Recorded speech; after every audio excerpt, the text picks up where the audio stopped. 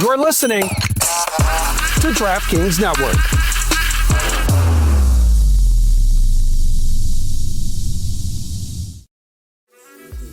This episode is brought to you by Amazon Prime.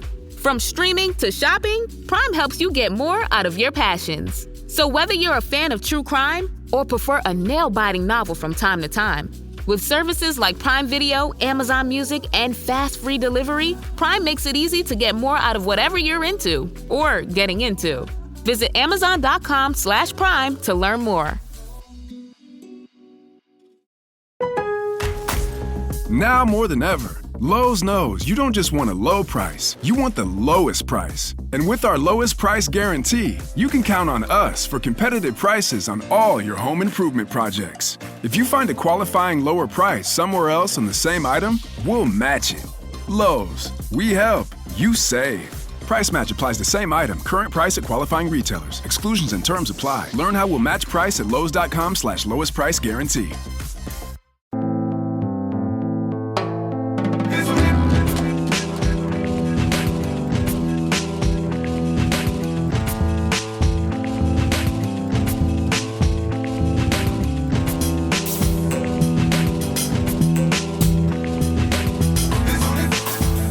Welcome to another South Beach session. I really am thrilled that we have a legend here who's going to pshaw being a legend because he's got to be humble about things. But he really is a unicorn because one part of this is super, super unique, which is his peers will not have a bad word to say about him, anyone who has worked with him. So that's one kind of hard to achieve.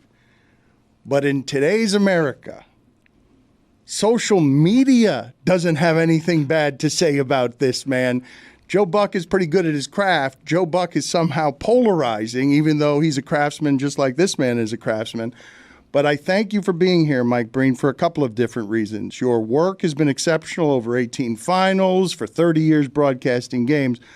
But I also respect you because everyone I talk to says you are a fundamentally decent person, which can, in this business, soaked with ego, be something that you don't find very much of. So thank you for being the way you are, first of all. I don't know that people know you. You probably purposely want to be off to the side of the stage in the shadows, don't want to be the story, but you have done your job exceptionally well for a long time, and I've been a big admirer for a long time. Well, I'm humbled by the words. You clearly haven't searched enough people to find people to say bad things, but I so appreciate it, and as I told you, I've been conscious of you since back in the early Nick Heat days, in your writing days, and have mad respect. So it's a pleasure to be on, although you didn't take my advice, and I thought your listeners and your viewers would be better served if you just reran the Ernie Johnson interview over and over again, because that was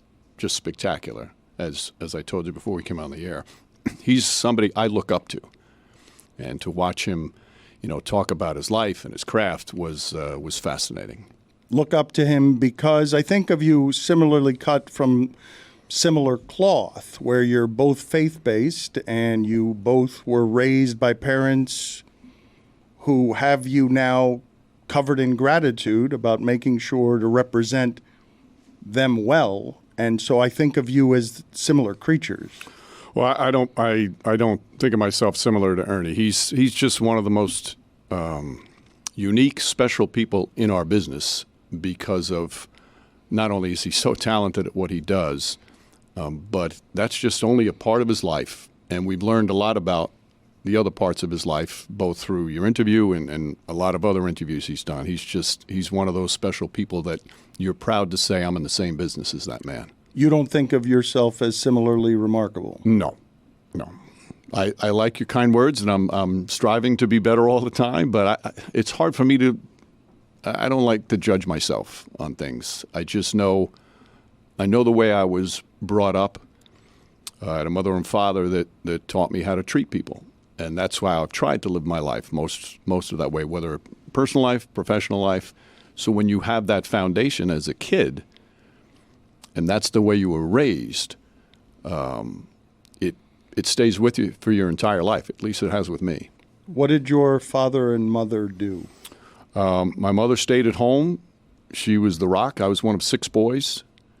And my dad had a couple of different jobs. He was a grocer for a while, but then spent most of my childhood as a steam fitter in the union. He was in construction. And the two of them were just, the way I always phrase it is, every day of my life I felt like I was loved. And can you ask anything better from parents? Every day. What is a steam fitter? Whenever you go to, he worked on the World Trade Center. It's all piping, all the pipes that are put in a building that's going up to construction. So sometimes he's way up on the 80th floor, sometimes in the bottom. It's hard work, it's grueling work. So he did that for a long, long time. What did they teach you about work? Because one of the things I want people to see here is I don't think necessarily that the average listener or viewer understands how meticulous a sculptor you must be about preparation to make what you do sound as easy as you make it sound. Well, you're making it sound harder than it is, because when it's a labor of love, all my preparation, all the work that I do is about things that I just love the most. Basketball. I mean, I've done other sports in the past, but basketball is always the first love. So it doesn't seem like work. But, my father, I remember when he, on Sunday nights, we'd all be around and he'd have to get up 5 o'clock in the morning the next day to go to work, and he wasn't happy about it on Sundays. And as a kid, I remember thinking, he spends all this time at work and he doesn't really like it. Now, he liked the people he worked with. He realized he had an obligation to his family and worked hard, but he never really wanted to go to work because it was tough, demanding work. And that struck a chord in me in that, all right, when I get older, I want to be at a job that I can't wait to go to the next day. And that's why sports came into that. But the fact that he just got up every day, he never missed a day of work, I can't remember. And he just, day after day after day. So the work ethic that he had, I hope, is a big part of how I grew up, and not only for me, for my brothers as well. All I heard at the dinner table growing up was my father complaining about work. So I was like, I cannot do something that makes me that kind of unhappy for a living. It makes an impression as a kid, and you wonder why, because you love the man so much, and you want to see him happy. And he was happy. He was always happy.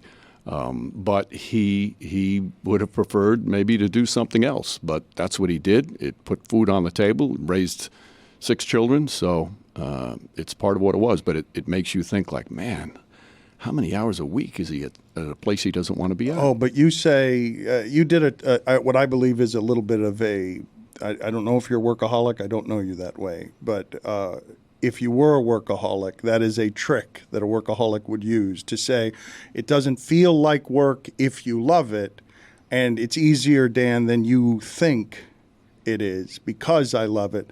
But it doesn't mean that the travel schedule and the amount of hours you're putting in, that is not an easy job. It might be easy compared to a steam fitter, but the hours that you put in, people have no idea, Mike. They think you're getting to a microphone and just talking. No, that's one thing I'm going to grant you today. I work hard. I'll admit, I work hard. But people have no idea what that means, though. To explain to them what that means, because that's flights. You're doing a lot of games for 30 years. You're in a lot of strange cities. You're missing a lot of family stuff. Well, the last thing is the hardest thing of the job, has always been, will always be. Even though my children are all adults now, all the time you spend away, all the time you're in hotel rooms, on airplanes, it's difficult. And for people who don't fly on a regular basis and don't stay in hotels on a regular basis, it takes its toll, especially the flying. So from that standpoint, and the work though. Even though you love it, it can be something that pulls you away from your family because it's hard to do well. Right. For example, like there'll be an off night during the season. I don't have a game. I don't have to fly, but the team that I have coming up on my next game is on TV that night. So I have to watch, not have to, but I want to watch the game to help me better prepare for that. So during the course of the season, it's nonstop. Like every day you do a little something for your job, whether it's reading, whether it's watching, whether it's calling and talking to people. But it's not hard labor. And again, it's talking and watching stuff that I love so much. But it does take up a lot of time. I'll grant you that one. How do you achieve balance? Well, for years I did other things besides basketball. I did the NFL for a while. I would do some college, both football and basketball. But after a while, the grind of the NBA season, because it wasn't just Knicks basketball, which is where I started, then it became first on NBC, the NBA, and then ESPN. For 8 months, it's every day. So I stopped everything else and would have 4 months off a year. And that, fortunately, is most of the summer when the kids were little. So that was it, and that's what made up for it, because the quality time you had then. You hear all the same stuff, I'm sure. You appreciate what you have more when you're away so much. So when I had those summers and the early falls, that's what got me recharged, because I couldn't do that 12 months a year. No way. But also, as you age, I would imagine you also appreciate a whole different set of things than you appreciated when you were at your most ambitious. This isn't to say you're not ambitious now, but whenever it is you are most crazed about, I have to get ahead, because there's no way that you weren't at one point. You wouldn't have gotten ahead if you hadn't been crazed about getting ahead. Right. The ambition changes as you get older, and the appreciation skyrockets. I've said this, getting older physically, I'm 62 now. Getting older physically is really hard. The other day, we're in Denver last week, and I decided to play pickleball for the first time, and I tore a calf muscle. So getting older physically is brutal. But getting older emotionally is one of the great experiences of life, because you realize what's important, because you realize what truly matters. And from that standpoint, it's just a wonderful time for me. Can you take me through some of the landmarks of places now that you've arrived at 60 where your gratitude so overwhelms you that you're more emotional about things than you've ever been before, just because you're looking at life differently in your 60s than you have at any other time? Yeah. Well, my kids, and I keep calling them kids, and will until the day I die, they tease me all the time that I get emotional at the drop of the hat now, because everything, for example, music. I'm crazy about music. Music is a big part of my life every day.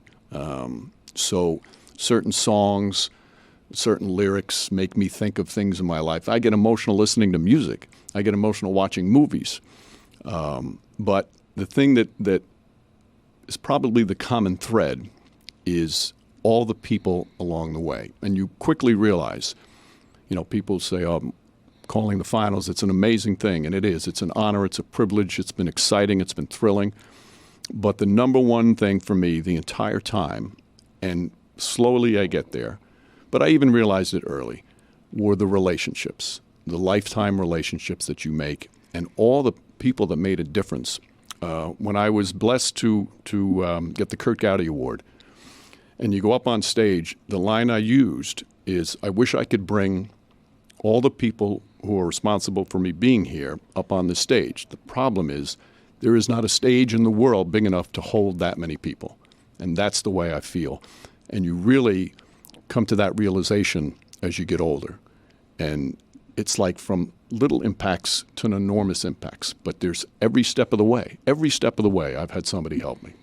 I would imagine that would be one of the lights on the pie chart that you would find wherever you find happiness, is a fundamental gratitude. It's not even just appreciation, but that it's not about the ego of, I got here, I won these awards, I'm great at what I do, I'm special, I'm better than announcer X, I had 1,000 breaks along the way, and I am so grateful for the love of those people. That's exactly it. Getting any individual award, for me, you're a little embarrassed sometimes. I don't like the attention sometimes, but what it has become, it's become the great ability now. Once you get it, it gives you a chance once again to thank the people who are responsible for it, and to show how many wonderful people you've had in your entire life. And that comes up time and time again. And not to belabor this story, but Marcus Thompson, Marcus Thompson, just a brilliant writer with The Athletic. He bugged me for about a couple of months to do a story about the house fire my family went through back in September. And I didn't want to do it. I didn't want to call attention to it because we're fine. Everything is good. But he had a reason for pushing me to do it. And the reason is what it came about. The bottom line to the whole thing was not that we lost our house and everything in it, but we found out once again an unbelievable reminder of how many just incredible people you have in your life and how people really do care. And it makes you fall in love with mankind again because, I tend to take the optimistic look. I think people basically are really good and care, and it showed that came flying colors came through for me. And this isn't boring to you? No, I read the story and I was moved by the story that Marcus wrote for a couple of different reasons. I talked to the actor Michael Madsen. We never even aired the interview. He had just lost his house in a fire and was so emotional and crazed that he broke down several times just trying to grapple with the grief of losing a lifetime's worth of things that mattered to you, your family, that aren't replaceable. So the horror of that is one thing, but to read your appreciation for you to emerge from those ashes, not with the story of just profound woe is me, but God, I felt so loved after that happened. I felt so supported at what I imagine was a pretty crushing time, even if people can dismiss it as saying, well, what are superficial things? Right. No, that came clear and it right away. And any kind of, the phrase I use, we were wobbling a bit there, but all the love and kindness, it strengthens you. It's incredible. And to know people really care. They're not just saying, oh yeah, quick text. It's like real care and concern, and to have know that's out there for you and your family, man, it's overwhelming. It really is overwhelming, and you want to be able now. It's pressed me now for other people who are going through, and I've always tried to be this way, but to be there for other people when they're going through difficult times because you realize the difference it can make. Because I certainly know what the difference it made. Chris, remember when last week you tried to describe a bar as a local watering hole? It's how an establishment where you enjoy beverages should be called. It should feel like a local watering hole? It's a local watering hole. Even if it's like a chain, it's still like it's not a one-off bar. No. Still your local watering hole as long as it's within a couple of miles. Me and you have been to many a watering hole. Yeah, we have. Shared some Miller Lite. Actually, we did that this weekend. We watched the Panthers game together, and there's nothing better to pair with it. Ice cold Miller Lite. That's right. Miller Lite is going to be everywhere around our party. Sometimes you get the draft. I know there's a lot of options, but I love the can. Oh. The sound of that pop. Oh, I just got goosebumps, Jeremy. It's sort of like the day bow bow. Can you believe this? Miller Lite turns 50 this year.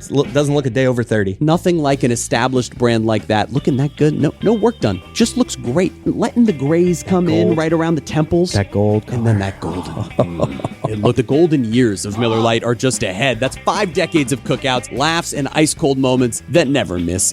Miller Lite, great taste, 96 calories. Go to MillerLite.com/beach to find delivery options near you. Or you can pick up some Miller Lite pretty much anywhere they sell beer. Cheers to 50 years of Miller time. Celebrate responsibly. Miller Brewing Company, Milwaukee, Wisconsin. 96 calories and 3.2 carbs per 12 ounces.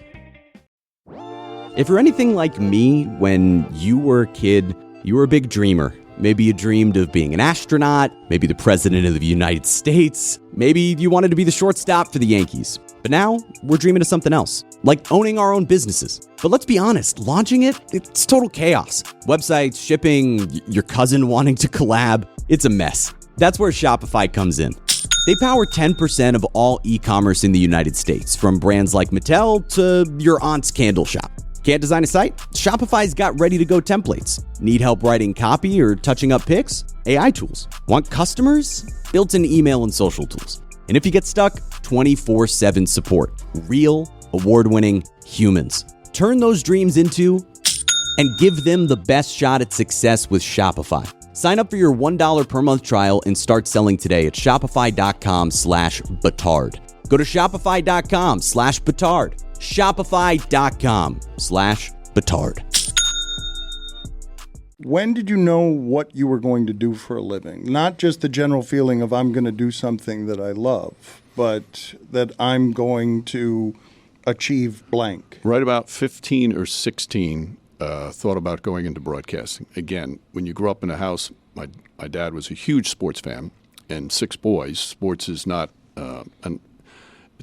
it's not something you can choose. It's an obligation in the house. So we all played sports every day, all day, summers, winters, all different sports. So I loved it. And again, going back to what my father, not enjoying his job, I'm thinking, I'm going to get a job in sports. Now, first, initially, I thought I was going to be a baseball player or a basketball player. But by the time I'm 14, 15, at least I realized that's not happening. That story's true of a lot of us who make their living around, not quite good enough to do it, but can appreciate the excellence in the people who do it. Right. So the real bug, and this is the interesting thing, some of the people that have had the biggest impact on my sportscasting career, nobody's heard of. They're just people that came along in my life. There's a gentleman named Tony Minicola, and we played wiffle ball every day during the summer on his block. He lived with his parents. He was in college, New York Tech. We were all in high school. And, it got hot during the summer, so what we would do, we'd go hang out in his basement because it had air conditioning. And he built a radio station in his basement and played disc jockey, had commercials, records, everything. Like it was a real radio station, it only went from one room to the next. But that was what he was into, and that's what he was going to college for. And we used to hang out in the basement all the time. And one day he says, "Hey, once you come in, you want to be the DJ for a little bit." And I'm like, "Okay, let me try it." And I fell in love with it, and I enjoyed being on the air and talking. So my initial thought was, I'm going to be a disc jockey. WPLJ was like the big rock station in New York back at that time. And I thought, I'm going to be a DJ on WPLJ. That was my first goal. And then realized, this could also be sports on the air. And that's why I went to Fordham University for that, to see if I'd like the sportscasting part. And the love of music that's in there somewhere, why and how is it reaching you? Like, what is it about music that tugs you the way sports does? I don't know if you know. For some people, they hear music, it does nothing to. For me, right from the start, and it was my dad, he used to play his records all the time in the house.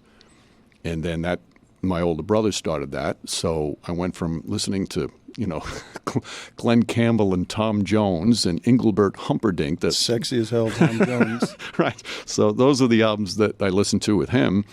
And then it became my older brothers started getting into music, and they were Jethro Tull and Springsteen and Emerson, Lake and Palmer and stuff like that. So it's just everybody in my house loved it, and just right away it grabs you and never lets go. And so you go to college to study broadcasting. You're still like, when does sports get its hooks into you? Well, I went to Fordham because of the college radio station there. I was actually hoping to go to Emerson, but couldn't afford it. So Fordham was the second choice. And on a good day, it took me 12 minutes to drive from my house in Yonkers to the Bronx. And I joined the college radio station to see if I'd like it. And there were a lot of really good announcers in the past. I know of, obviously, Vin Scully, the top of the list. And when I went there, I took all the sportscasting classes and see if I liked it. And I actually did DJing as well, because I still thought that might have been a better path. The sportscasting industry was so competitive. And even my father, when I told him I wanted to go into sportscasting, he had all his friends from other fields, construction, accounting, financial, call me and say they would offer me a job out of college, because he heard all the horror stories that you can't get into this business. But I told him I wanted to try. I was going to give it 5 years, and if not, then I'd join the Steamfitters Union or call one of his buddies. But oh, wow. So that's not exactly, there could have been a lot of love, but not a lot of belief necessarily that you were going to be able to be good enough to make it that way. That didn't probably seem like a real job to him either. No. I can understand that. And it just was out of his love. He didn't want to see me, be jobless and struggling in a field, because I was a fairly shy kid. So I think he's thinking, that's not the one. Like, I had a couple of older brothers that were much more outgoing than I was. And but I don't think he thought that maybe this was going to be the one for me. And again, he just did it out of his love for me. I still feel, though, like I have in front of me someone who's a fairly shy kid. Like you said something about not liking attention when there's an award, and I wanted to blurt out, don't go into television if you don't want attention. But it seems like you want to be so badly around the games that you will be on the edges of all of the attention and also kind of hide in the shadows because you don't ever want to be the story. You don't ever want to, you have the confidence to know that what you're presenting is what you want to be the story, that the way the tapestry is woven is what you want people to pay attention to, not you, the shy kid. Yeah, it sounds weird to say that. This is the business I got into and love it, and I've become obviously comfortable being on television. But it's different when I love talking about the players and the coaches and the game. I don't love talking about myself so much. But the interesting thing, so my dad's trying to get me perhaps other things. So when I got out of college, for the first 2.5 years, it was a struggle. I wasn't making any money. I was doing more news, local news at a Poughkeepsie radio station. And after about 2.5 years of being turned down for job after job, I called him up. And I asked him to send me the steam fitter application because I just was tired of living by myself and up there, and it wasn't going anywhere. And I had a couple of jobs I thought I was going to get that I didn't. So the first wave of, all right, this is not going to work out. And he told me when I called him, he said, I thought you told me you were going to give it 5 years. And he goes, why don't you give it a little bit longer?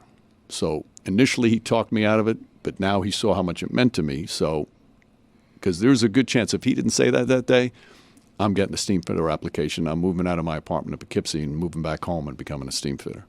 Take me back there. Take me back to right before you're making the decision to quit. You're making the decision to, with sadness, I imagine, say, give me the steam fitter application. You were right, Dad. I was wrong. I shouldn't have followed my heart. Right. I lived in this tiny little apartment in Poughkeepsie.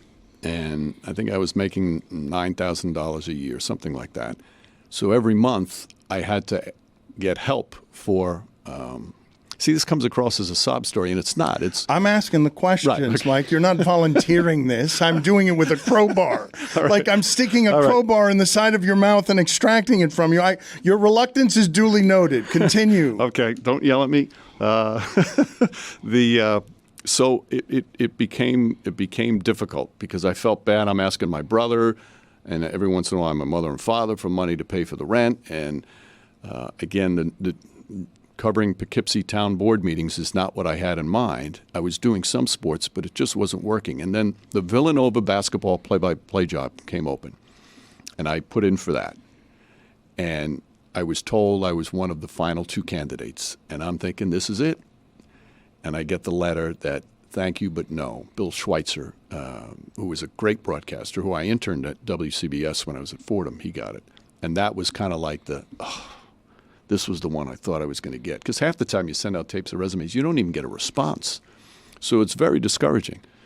So that at that point, it was just really, really difficult, thinking that, I'm going to spend the next 20, 30 years in Poughkeepsie doing a radio station doing news that I didn't want to do. So I wasn't depressed by any means, but it was discouraging. And I'm thinking, I can't keep asking for money. I've got to get a job that's going to pay the bills on my own.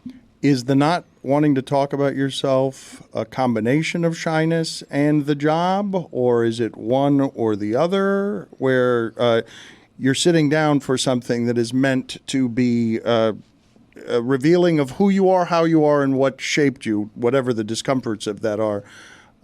Is it something else, or you just don't like people knowing too much about you? You want to be careful about what people know about you, or? That might be part of it. I actually think, and this is why I was, half serious when I told you about just run Ernie's interview again, because I find Ernie fascinating and interesting. And even though I've been in this business for a long time and I've been so blessed to have accomplishments, I'm just who'd be interested? I was asked to write a book. Bob Wolf's son, Rick Wolf, who just recently passed away, a wonderful man who was a book editor. He tried to get me to write a book for years. And my same response to him was, nobody's interested in a book that I would write. And that's kind of the way I feel. No, but that's not true, and I'll tell you why. You have to tell people what it is that you've learned, because you have accrued a great many wisdoms across 30 years of doing this in this business. Yes, you've been around some seminal sports moments, and yes, you have obviously things that people are interested about if they're basketball fans. But you've learned some things about life that make you still do the job with love. After your home burns down and all of the mementos that are in it, and those people who are loving you now probably would enjoy hearing your gratitude in the pages that show love. Like you're telling me that your job is a love story, all of it, that doing it is a labor of love, that you couldn't have done it without the love of others, including your fathers, and who doesn't like to read a good love story? That's a great point, and you're right. You're absolutely right. For example, the Marcus Thompson story, the thing I loved about that was that, first off, how important my wife was during it, and my youngest son. He specifically mentioned them because I talked about them and how they were so instrumental in getting through it all. And then all the people to thank. And I wish I could have named them all by name. I threw some of them out there to him. But no. you were hurting. You said wobbling is the word you used. Right. You were hurting, and you felt the love and support of others that made it hurt less, right? Like that's absolutely. I don't know what it's like to have your house burned down. I don't know what the pain of that is, or how one recovers from that, or I don't know beyond the details I've read in the story. I don't think the audience knows the details. No, we were, my wife and I, right before the season, went to Napa Valley for a vacation with a few couples that are friends of ours, and we were flying back on a Sunday morning. It's an early flight from San Francisco, which is about an hour drive from Napa. So we had to get up about 4:30, and I had shut my phone off just so I could get a couple hours sleep. And when I wake up, there's all these texts on the phone, and they're mostly from my family members, my son, my youngest son, and my brothers. And I quickly found out from my son that the house is on fire. He was supposed to be at home, but he was staying at our beach house, and so he didn't know the damage. So I quickly called our contractor, who had been at the house all weekend because we were having work done. And I'll never forget this. I called him up, and I said, "How bad is it?" And he said, "It's all gone." And that was like, we're about to get on a 6-hour flight cross country, and I have to tell my wife now that it's all gone, because we didn't know. We didn't know it was just a fire in the garage. It was a fire here. So that was stunning. And the whole ride home, we're just, I can't even describe the different things. All right, what do I have to do now? What's next? What's next? And you kind of take over. You want to take over as the husband and the father, that, all right, you're going to make this right. And then you land and you go and you see it. And that's a whole different thing, being told it's gone, and then you see it and it's gone. So that was really hard. And for me, the first few days, I just tried to be as strong as I could for my wife and kids in terms of, all right, we have to do this, this, this, and this. And I called Doc Rivers. Doc Rivers' house burned down once. And I just asked him, what are you thinking? And he told me, he says, it's okay to let it go. He goes, it's going to hit you soon, because I was trying to be the man of the house. And he says, but it's going to hit you soon. And about 4 days later, I just completely lost it. But then, again, you get these calls. When the news got out, I had over 500 texts the day the news got out. And it's just texts of, what can I do? And it wasn't just, hey, I hope you're okay. I mean, these were people that really wanted to do something. And I had no idea what to tell them, because I had never been in that position. But they, for me, and I've told them all this, it didn't matter what they said in the text. It didn't matter. It's just that they were reaching out, and you knew that they were there. And that's the part that strengthened you. It is so incredibly stereotypically male to have your house burned down and do 4 days of, how am I going to fix this, instead of absorbing the emotions of you, your family, and everyone, almost hiding in, how am I going to fix this, instead of grieving what has just happened immediately. Right. right? And that's just the mode. And that's what I got again from my father. Everything comes back so much to my father. That's the way he would have handled it. Just, all right, what do I do next? How do I fix this? But everything's gone. Like, what do you mean? There's no fix. Like, how do you? I have no idea what to do. First thing I had to do was get clothes.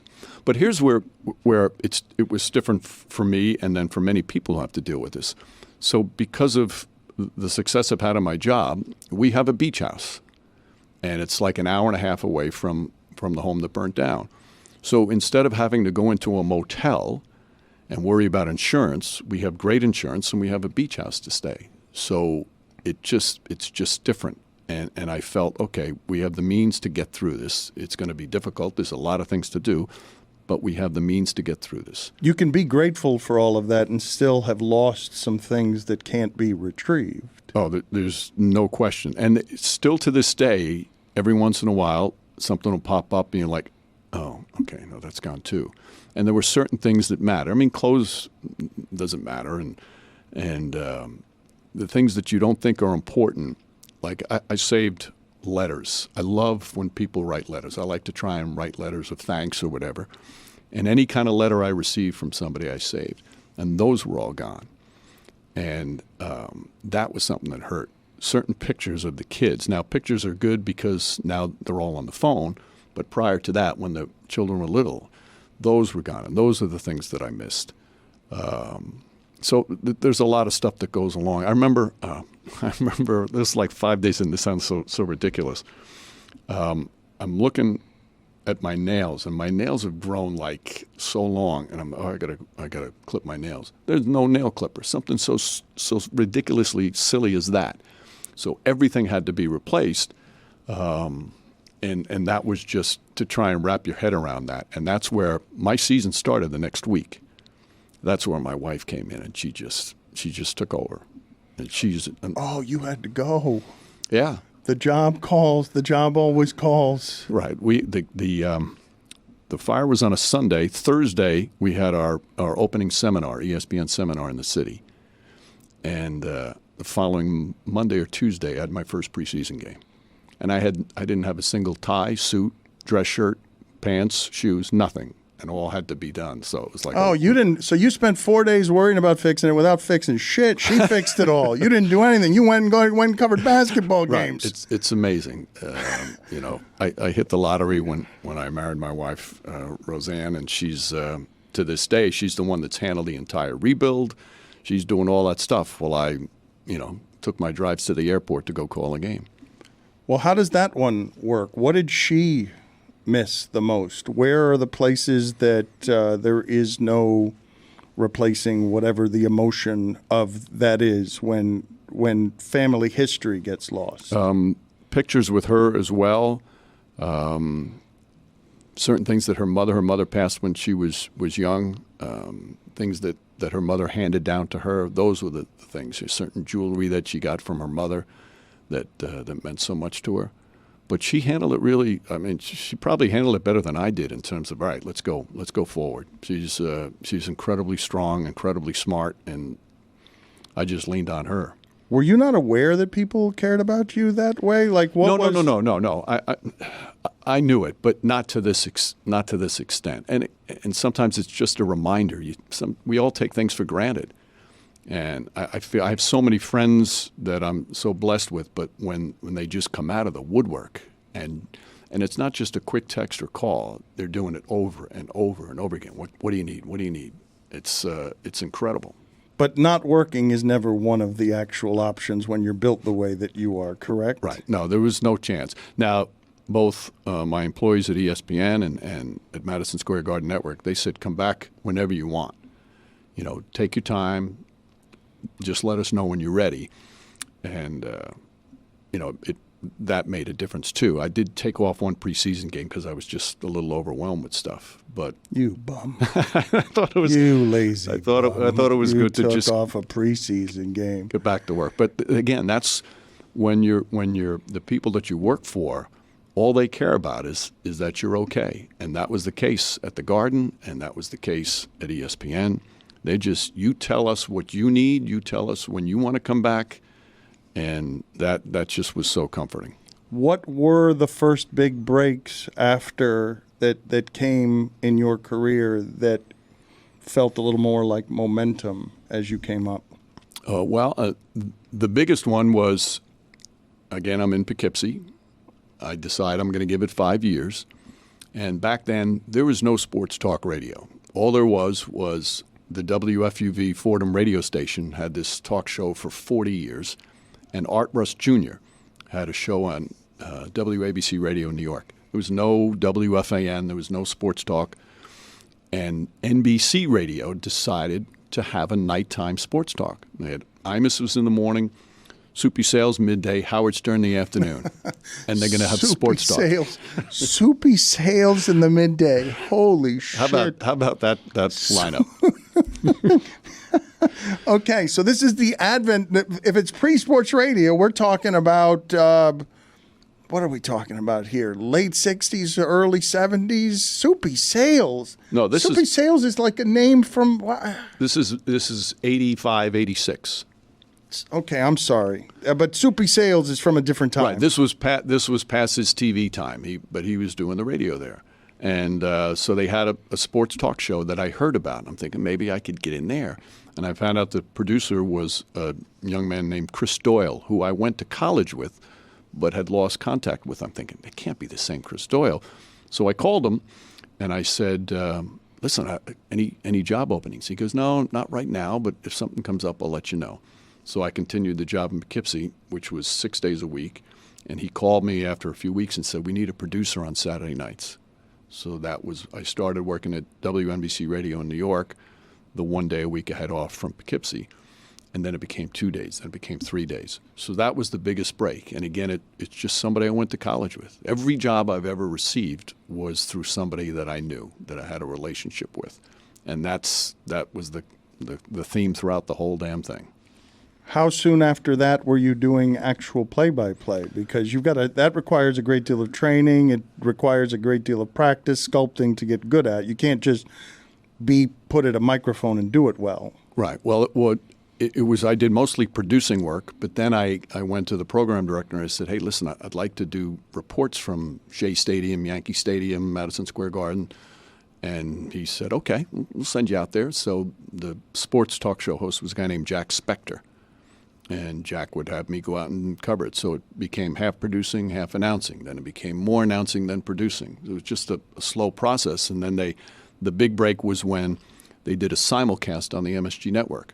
And the producer on the simulcast was Mike McCarthy. I was the producer on the radio cast. So we became great friends. And he got put up higher in the pecking order at the Garden. And when a radio job came open for the Knicks, to do the play-by-play, he went to their bosses and said, I got a young guy we think is really good. And that changed everything. When did you realize you were good at it? I thought I was pretty good at the radio. When you grow up in New York and you listen to Marv Albert, both radio and TV, something, if that's what you want, something stirs in you. I mean, there's nobody better. No one's ever called basketball better. So, I modeled myself after him, but not like him. And I thought after the first year, I'm like, okay, I'm pretty good at this. If you told me I was going to be the radio voice of the Knicks for the next 30, 40 years, I'd be the happiest person in the world. And I would have been.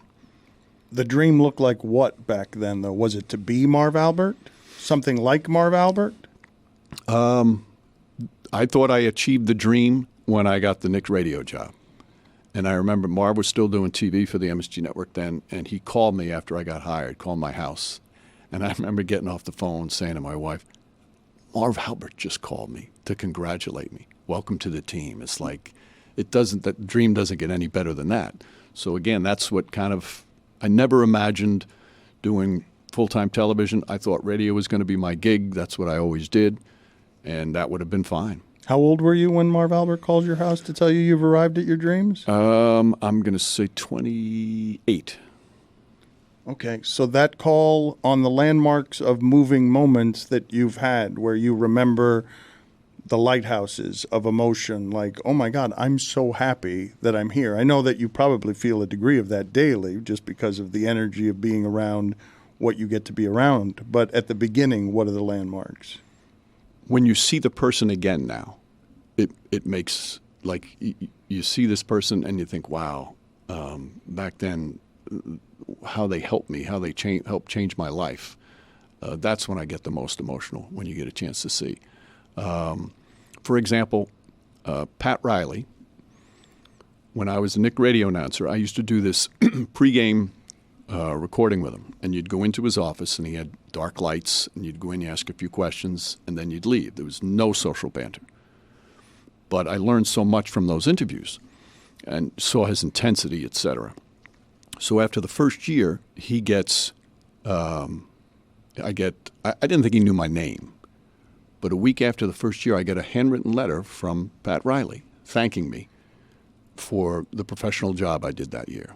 And I thought that was just the greatest thing. Then he has his 4 years of great success in New York and leaves to come to Miami. And after the announcement, I got another letter from him thanking me for 4 years of being part of a great journey. The letter meant so much to me that at a time when he was going through all this, he took the time to handwrite a letter to me. So I lost those letters in the fire.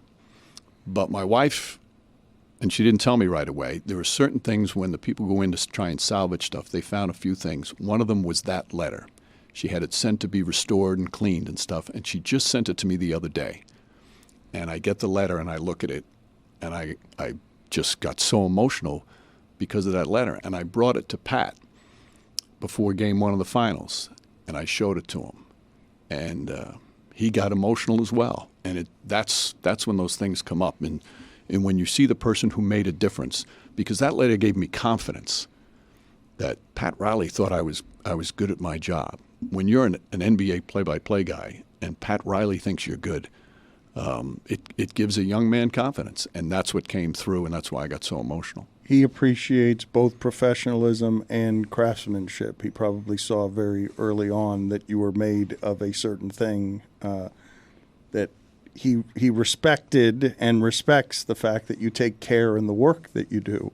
Right, and it makes a difference. It makes you, it makes you feel, okay, I can do this. What else was found or recovered? The other thing that she didn't tell me about right away is I'm not a big memorabilia guy. I've never really asked for autographs. But one year the NBA had this situation where they let players put their nicknames on the back of their jersey. They did it for 1 week. That was a cool idea. So ESPN, when we were doing our games, they gave us jerseys. Jeff Van Gundy had the notorious JVG. Mine was the Gray Mamba because of obviously my hair.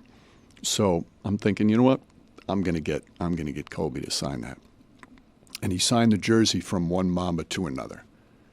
And it was great. And I got to know him pretty well at the end of his career, and then even after his career, more so. I did a couple of speaking engagements with him.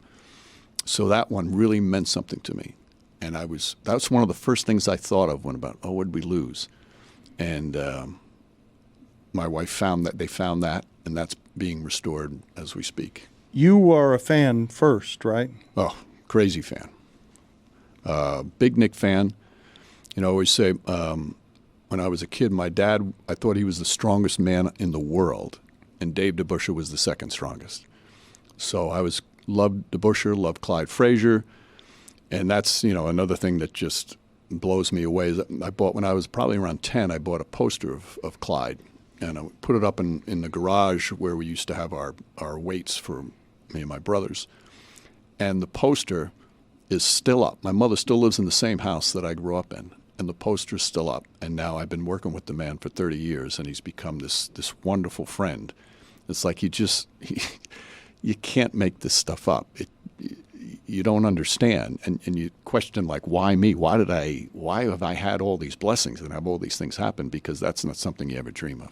People, I'm sure, always ask you your best call or favorite call or whatever, but I'm more interested in the times that you've had to or accidentally put the professionalism aside because the fan grabbed you. Because the fan, while you're doing the telecast, while you're doing the broadcast, you're still the broadcaster who needs to nail the moment, the important moments, but the fan just grabs you and you're like, whoa, I got shifted there by the emotion of that. And my professionalism got displaced? That happened a lot early because I was a Knicks fan as a kid, and every year they were competing for a championship, the whole 4 years that Pat Riley was the coach. And there were some times where I thought I was a little over the top, like be a little bit more. Even though it was a Knicks radio cast in New York, you still have to have some objectivity. But I thought a few times that it was a little too much. But that, one thing, Dan, I'll say is I've been able to, for most of the time, maintain that. Even when I do Knicks games early, big playoff games on NBC or ESPN, I think anybody listening would think, oh, he's not rooting for the Knicks. He's clearly playing it down the middle. The one time that I thought that maybe I became too much of a fanboy was Linsanity, because I've never seen anything like that, how somebody comes out of nowhere and becomes one of the most famous athletes in the world for about 3 weeks. And that's all it lasted. It seems like it was longer. And there was like pure joy in calling those games. And I think probably I came across as a bit of a fanboy during those. The NBA Finals are here. DraftKings Sportsbook, an official sports betting partner of the NBA, is pulling out all the stops to make this Finals unforgettable. New customers, here's your shot. Bet just $5 and get $300 in bonus bets if your bet wins. Don't miss your last chance to bet on the NBA this season. Download the DraftKings Sportsbook app now and use code BEACH, that's code BEACH, for new customers to get $300 in bonus bets if your bet wins when you bet just $5. Only on DraftKings. The crown is yours. Gambling problem? Call 1-800-GAMBLER. In New York, call 877-8-HOPE-NY or text HOPE-NY at 467-369. In Connecticut, help is available for problem gambling. Call 888-789-7777 or visit ccpg.org. Please play responsibly. On behalf of Boot Hill Casino and Resort in Kansas, 21 and over. Age and eligibility varies by jurisdiction. Void in Ontario. Bet must win to receive reward. Minimum minus 500 odds required. Bonus bets expire 168 hours after issuance. For additional terms and responsible gaming resources, see dkng.co/audio. Do you get nervous before games? I still get nervous before game one of the finals every year. That's the butterflies. And if I didn't have it, I'd be worried. But other than that, you do it so often. The only time I ever got nervous if I felt I wasn't prepared. And that's never possible, is it? Every once in a while, things happen where you don't feel you're as prepared as you always are.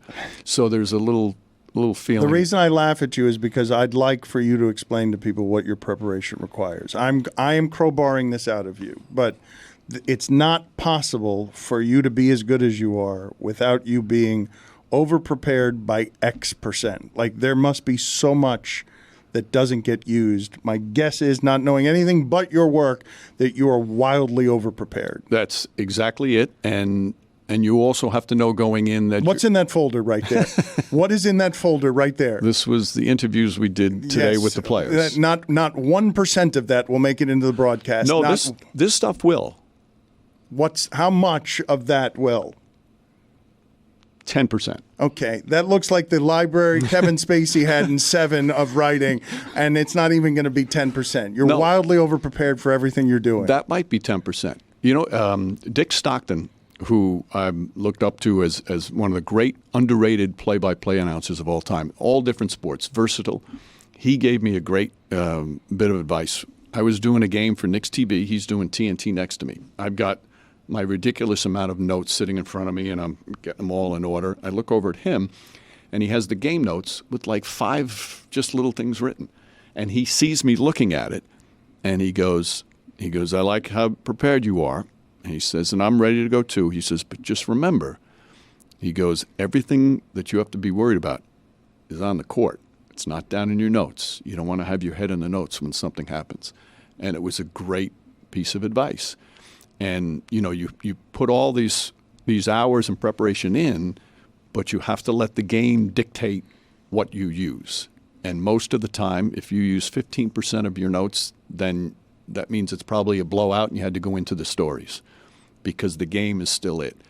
And, when I listen and I tell young broadcasters this all the time, you can tell who's just doing the notes because they want to get all their information out. And I was like that early on. You want to impress. You want to impress your bosses. You want to impress yourself. You want to impress your colleagues. And then you realize you've got to let the game dictate what you want. But what I try and do every game, for example, the NBA, they have 13 players who are eligible every game. Then they have, 2 on the side, whatever.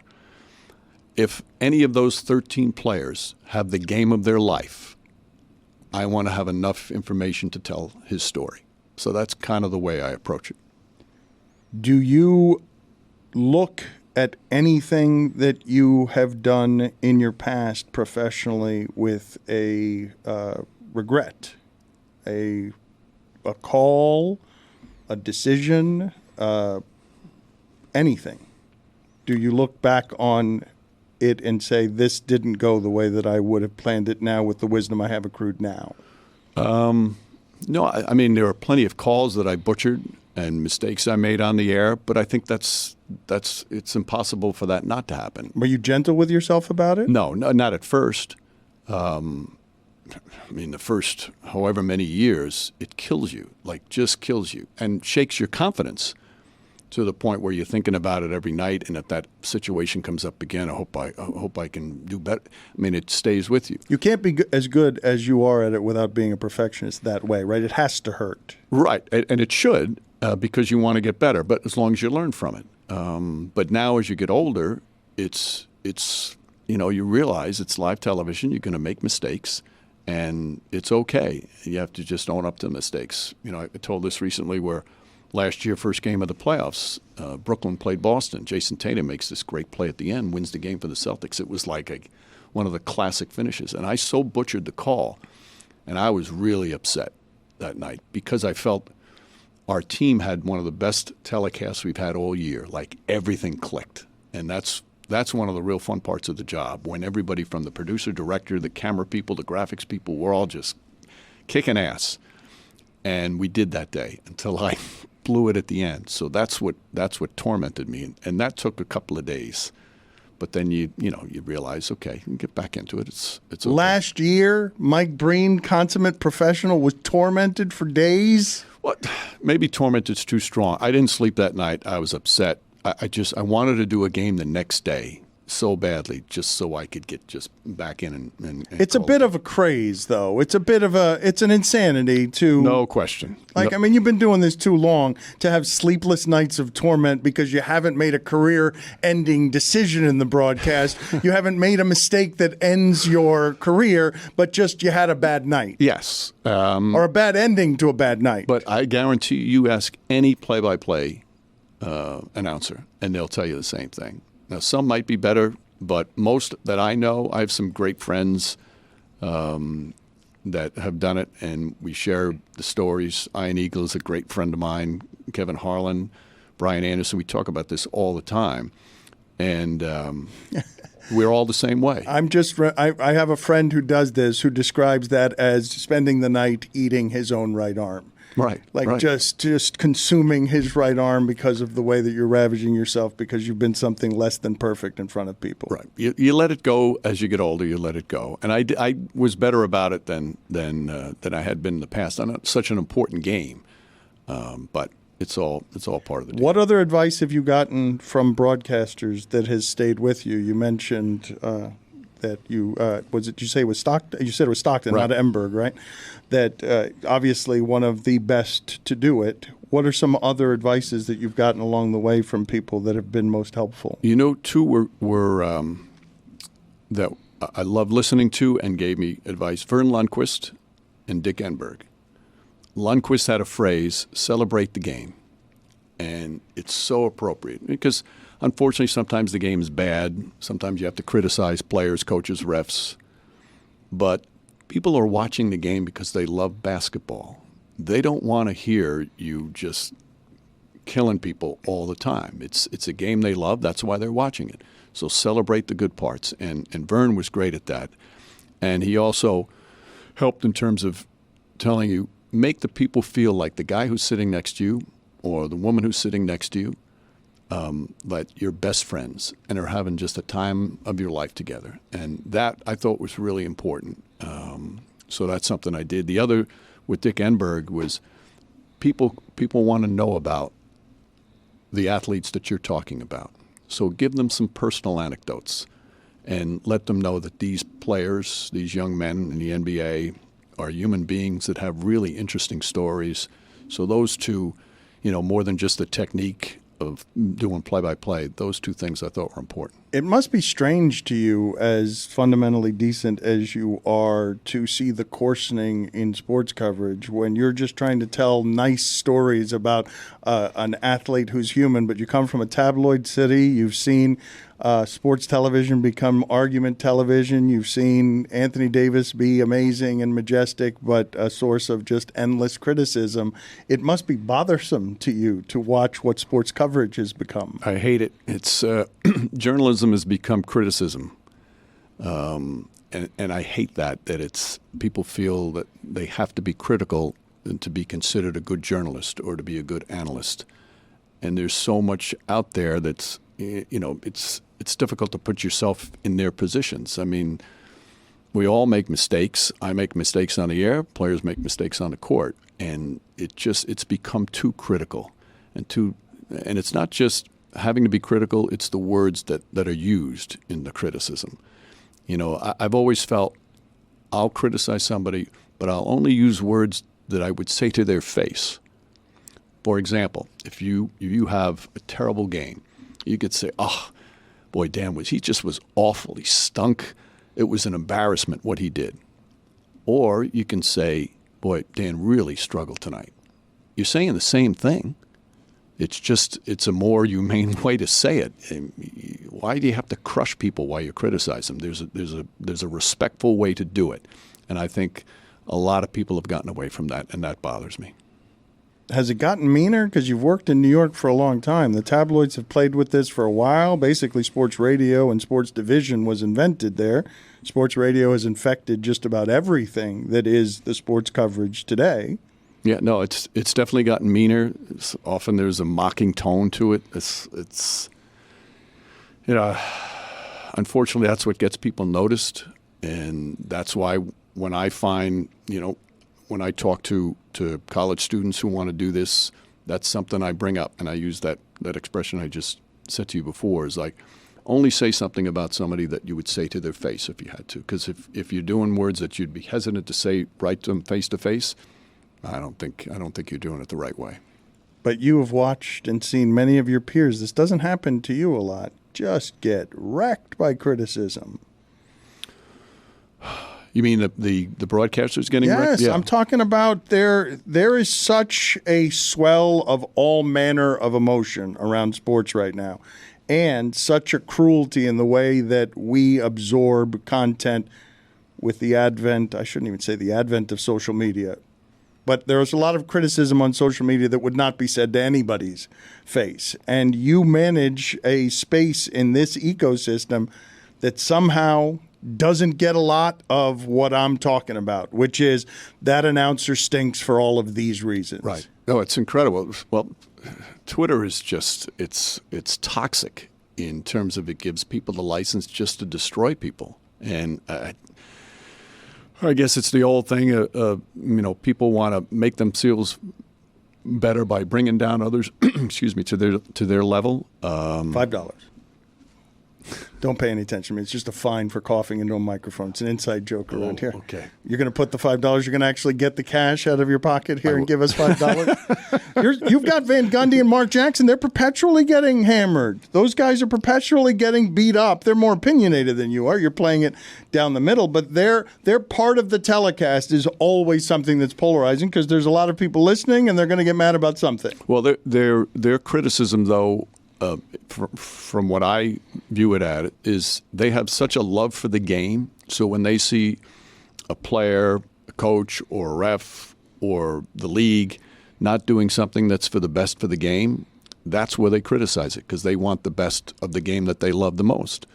And that's, to me, what makes them so good, is they're not hesitant to make their feelings felt. But I also feel their love of the game comes out all the time. And I mean, the criticism that they get, I have no idea. I think they're, for me, it's a dream come true working with these two. We've been friends, all three of us, for over 30 years. And to do it this long with them sitting by my side, that's one of the reasons why I've had success, because I'm with two guys that I love as brothers, teach me about the game, and I'm so comfortable with them on the air. Do you tell them how you feel about them? It's so funny you say that because they don't like that kind of stuff. They're not interested. They know how I feel. They don't need me to say it.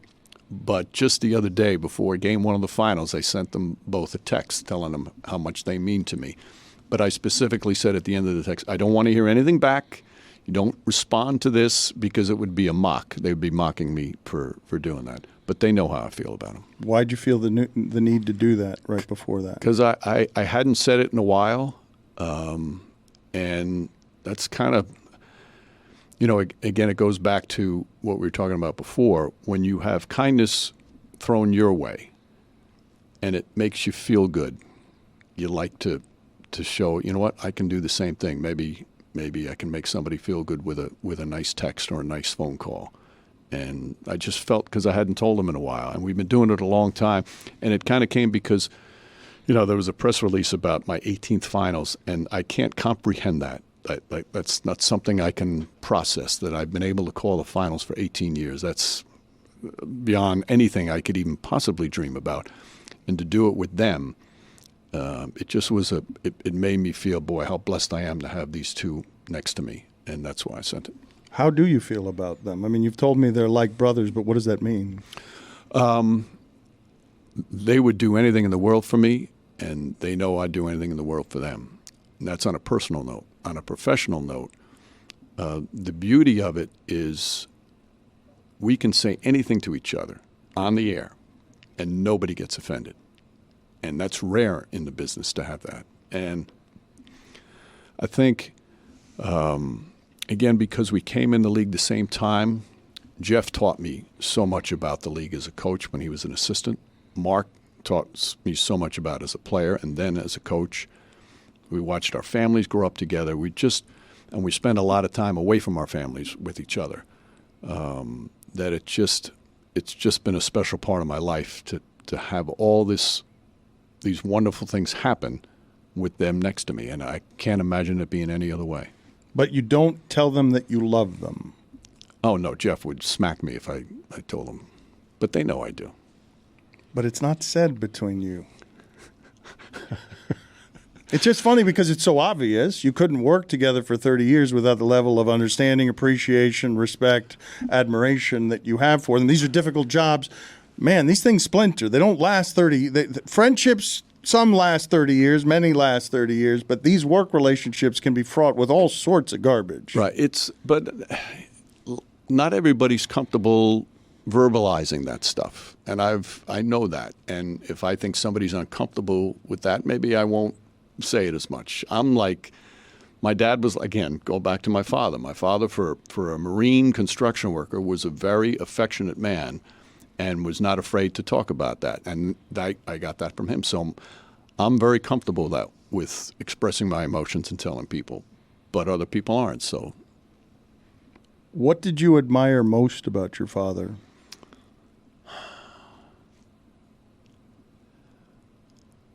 I used to watch, we'd go to church on a Sunday as a family, and he seemed to know every single person in the church and would have a nice word for every single person. And they were all so happy to see him, John. So that, I really took that away. And plus his, and my mother as well, instilled a faith, we're Catholic, a faith in God that has guided me throughout my life. But I think with him, it was that he made everybody feel good around him, and they were all so happy to see him. You're the same, no? I've tried to live my life that way, and I've been. It's hard for me to say. I can't say that. Well, but you're your father's son, right? It doesn't have to, if you've been purposeful about that, if you saw it in your patterning, if you admired it about him, if you learned it from him, it would stand to reason that you would see the importance of having grace and touch that way. Right. Yes. So, yes, I've tried to be that way. I hope I could come even, 1/10 of the way he was with people would make me feel good. How often is your faith tested? Wow. You're getting deep on me here. It's tested a lot. You question that all the time. And I think that's healthy. And I've had people who are in the Catholic Church tell me it is a good thing. You should question it. So that happens on a fairly regular basis. The reason I asked the question is I'm wondering how often humanity disappoints you, because you made a point of saying, you know what, I think people are good. And I see examples again and again of people not being good. It doesn't mean they're capable. They're not capable of the former. I just see a lot of examples all the time of bad stuff happening to good people. And so I could see where even the godliest of men would get rattled there. Oh, yeah. No, you wonder. For example, with the last year there were some bumps. For example, I contacted COVID before Game 7 of the Eastern Conference Finals. So I missed Game 7, and then the first 2 games of the finals last year, Mark Jones filled in. And I'm like, all this time, I don't get it, and now I get it at the 3 most important games of the year. So I was upset with that, but okay, that kind of stuff happens. Then the fire happens. And, okay, here's another thing to overcome. And after that, one of my dearest friends from my early days in radio passed away from cancer. So that's the night I told you I just lost it. It's like one after another, and I'm saying to myself, what have I done here? Like, why? Why is this stuff? And you quickly get past it because you just, number one, you have to, and number two, that's what my faith has taught me, that part of the road is really difficult. And in many ways, you show who you are through the difficult times. It's easy to be happy and great and gracious and wonderful, and as you keep saying, decent to people when things are going well. Can you do it when things aren't going well?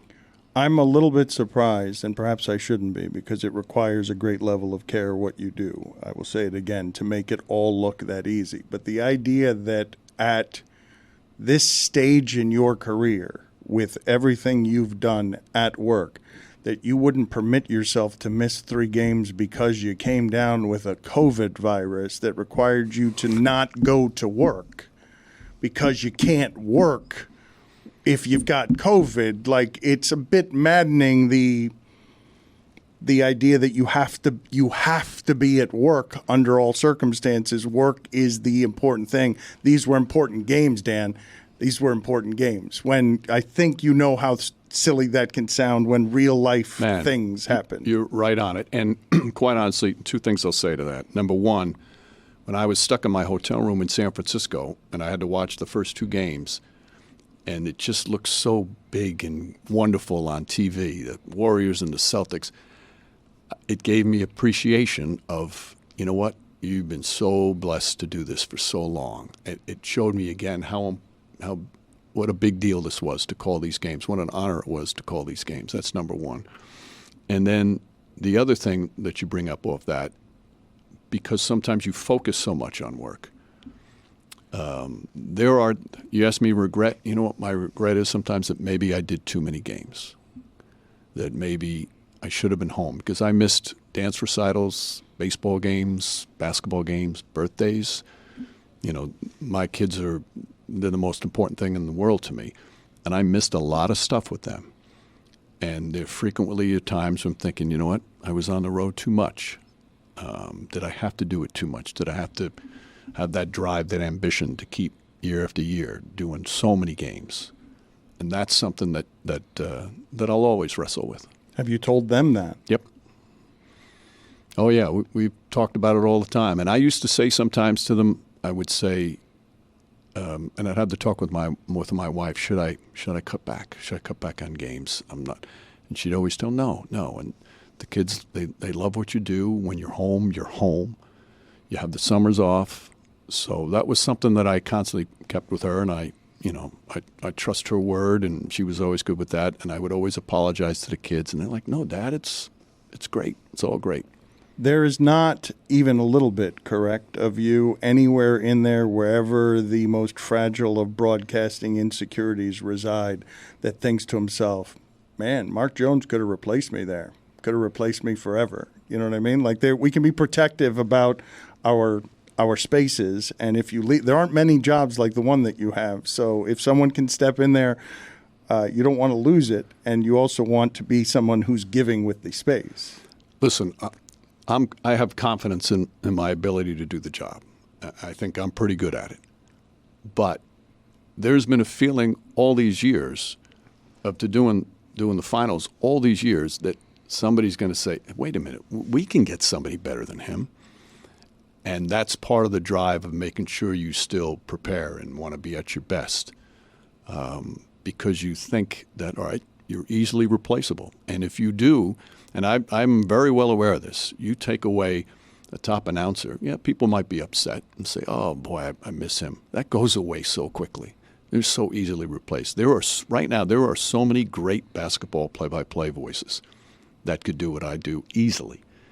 There's so many good ones. And I think it's important to know that you're easily replaced, because it motivates you to just try and stay good and stay prepared. And you shouldn't feel that anymore. You got it. No, you got it. You're okay. You got it. You could get a little lazier, and you still got it. You can take half that many notes, and you'll still be okay. All right, I'm gonna throw something back at you. You're not gonna remember this, but this was during LeBron's time in Miami, and everybody was writing stuff about LeBron. It got to the point where what else can you say about him? And you wrote a column on him that I was blown away by it. It was incredible.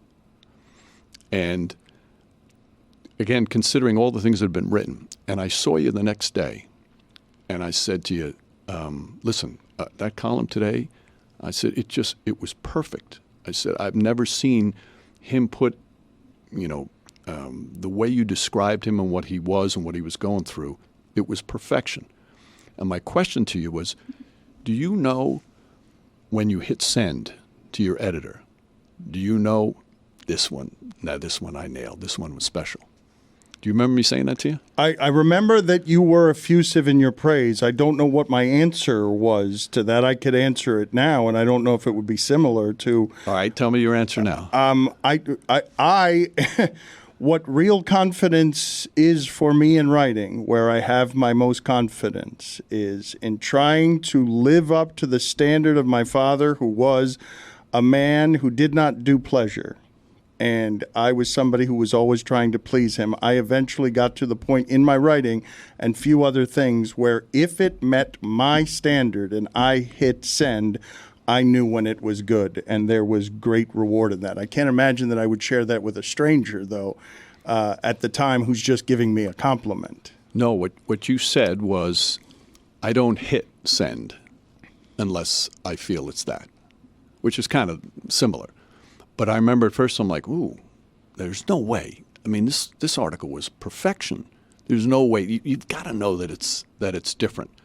And then I realized, and it's part of the way I try and think, is I don't want to go on the air unless I'm so fully prepared and ready to go. Just like you're not going to hit that send button unless you feel that you've done everything possible to make that a perfect column. But I don't write anymore. I know.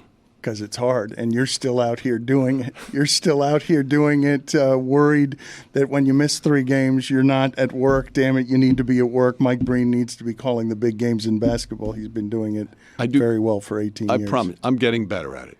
I don't believe you at all. No, that's true. I'm much better than I used to be. So you are a totally insane person. And to get to where you got to in your 20s, you must have been driven beyond all reasonable measure by ambition. No, I don't. I've always felt that I have a really good balance, that I know my family's the most important thing in my life, and I've managed to be able to do that. There's just in the business that I came and nobody knew who I was, and I had to work really hard to get there, to get people to take notice and then respect. You just feel you have to continue to do that because that's how you got there. So the idea of laying off the reins a little bit, I just can't, because I still do the same amount of work every game. Well, this means that you can't even imagine your retirement from here, correct? No, that's different. I'm going to surprise you here. I'm not going to be somebody who's doing a crazy amount of games well into later years. I do, and I owe it to my wife to be able to have more time with her, because the kids now are out of the house, and she's the one that has held the fort for so many years that I want to be able to to have her be the one to decide what we're doing, where you want to go, all the different things that she's wanted to do. John Stockton, when he gave his $10. John Stockton, when he gave his Hall of Fame speech, I remember him saying, "What the key for my career was every time I walked out the door to go to the airport, I knew everything was taken care of at home, and that's the way I felt my entire life." How would you, as we get out of here, how would you articulate for us what that love is of building a family, building a home, building a life in support of your dreams, your family, and your faith? How would you articulate that to people who don't understand what it's like to be married to a man who's on the road how many days a year? I'd never counted, don't ever want to count. Again, it goes back to growing up in a house that had its share of problems, and we didn't have means. But again, there was love every day, and to see my mother and father and all my brothers, and it was such a wonderful, caring, loving home. That was like a dream. I thought, boy, this would be wonderful to have. And then you hit the lottery by meeting a woman of your dreams, have 3 children together, and have this incredible life. And she has to sacrifice so much. For the first 5 years of married, she made a lot more money than I did. And then when she had kids, she gave up to be home with the kids. And to share that and grow, that's the greatest accomplishment of my life, is the family that I want to say I've raised, but she did more of the raising than I did because I was away. But also she was supporting you being happy, chasing your dreams, right? Every step of the way. Every step of the way. She's the most incredible, selfless, smart, funny woman, crazy sports fan. It's just, of all the blessings that I've had, the day that I was set up with her by a woman I work with on a blind date, that's the number one blessing because it led to everything else. How did it go over when you came home after botching the Tatum call? Was she supportive, or was it, oh, what a bag of shit you were tonight? No, she knew how much I'd be upset about it. So when I called her that night, she knew exactly. And she's always, oh, no, it's okay. But she knows that whatever she says is not going to help that night. You're still eating your right arm. You guys are crazy. You can't be as excellent as he is without caring that way. Mike, thank you so much. It was good having this conversation with you. I enjoyed it. I so appreciate it. I hope it wasn't too boring, but you're a little self-conscious about boring. Like, what is it? You're trying to stay so far out of the way? Like, what are you doing there? Mike Breen's story is interesting, and his work is fantastic, and I wanted to show our listeners the man behind the work, at least a little bit, because you're a bit concealed. People don't know a lot about you. This is good for you. People, you're not polarizing. You get to somehow skate through this entire cruel wilderness of sports relatively unscathed. And it's, I believe, because you carry yourself with a very decent aura that makes it hard to dislike you. So thank you for sharing your time with us today. Thank you, Dan.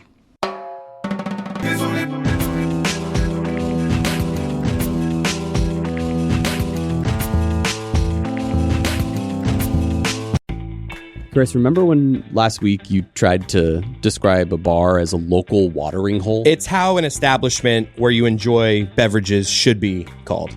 It should feel like a local watering hole? It's a local watering hole. Even if it's like a chain, it's still like, it's not a one-off bar. No. Still your local watering hole, as long as it's within a couple of miles. Me and you have been to many a watering hole. Yeah, we have. Shared some Miller Lite. Actually, we did that this weekend. We watched the Panthers game together, and there's nothing better to pair with it. Ice cold Miller Lite. That's right. Miller Lite is going to be everywhere around our party. Sometimes you get the draft. I know there's a lot of options, but I love the can. Oh. The sound of that pop. Oh, I just got goosebumps, Jeremy. It's sort of like the day bow bow. Can you believe this? Miller Lite turns 50 this year. Doesn't look a day over 30. Nothing like an established brand like that. Looking that good. No work done. Just looks great. Letting the grays come in right around the temples. That gold color. And then that golden. Look, the golden years of Miller Lite are just ahead. That's 5 decades of cookouts, laughs, and ice-cold moments that never miss. Miller Lite, great taste, 96 calories. Go to MillerLite.com/beach to find delivery options near you. Or you can pick up some Miller Lite pretty much anywhere they sell beer. Cheers to 50 years of Miller time. Celebrate responsibly. Miller Brewing Company, Milwaukee, Wisconsin. 96 calories and 3.2 carbs per 12 ounces.